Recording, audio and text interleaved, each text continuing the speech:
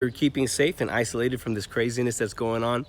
I was talking with my team the other day, and we thought that it would really be a nice thing for us to be able to bring a motivational clip, an inspiring word, something to help encourage you and keep your mind focused on God during this time.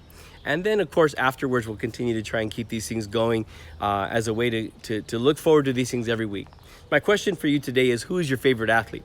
Mine just happens to be Michael Jordan, and the reason why is more than his stats that are impressive. It's his approach to the game of basketball. And I know that some of you might possibly disagree with that, but every athlete we admire is there not because they dabble in the sport. They're there because they put the time in to be the best that they can be in their game, to be the best that they are in their sport. In 1 Corinthians chapter 9, verse 24, it says, "Do you not know that in a race all runners run, but only one gets the prize? Run in such a way as to get the prize." So what Paul was saying was, he was writing to the Corinthians about running the race. But when he talks about running the race, he's not talking about a physical race, but a race of faith. You see, in those days, the Isthmian Games, which were a series of competitions, kind of like the Olympics are today, were something to behold. People would come from all over the world, all over the known world, to compete in these games. These were not your everyday run-of-the-mill athletes, but they were people who were passionate about the sport. They were so passionate about these games that people would literally enroll their children to be trained from a very young age in preparation for these games. And this is where we get the word gymnasia, or the word gymnasium.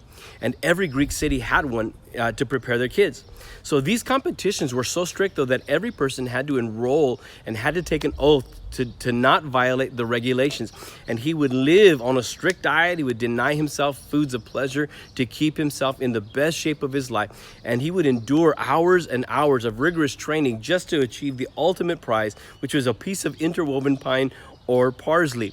So what Paul was wanting the Corinthians to do was to serve God like those athletes who dedicated themselves to be in the peak condition of their life.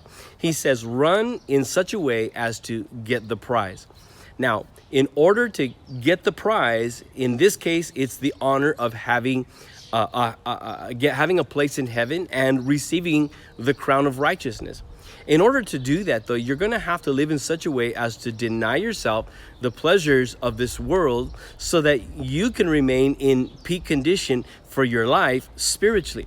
You're going to have to attend the gymnasia, which is the church where you receive instruction to help you with your spiritual training. You're going to have to read your Bible. You're going to have to pray. You are not alone in this race. There are others out there that are running this race with you. Your passion for Christ will determine your drive to serve God. I pray that you continue to seek God in every way and stay in peak condition in your spiritual walk with God until the day comes that you hear him say, "Well done, my good and faithful servant." If you like this video, I want to encourage you to click subscribe and turn on the notifications, so every time that we upload a new video, you'll be ready to be able to watch it and to be able to be inspired with us. God bless you.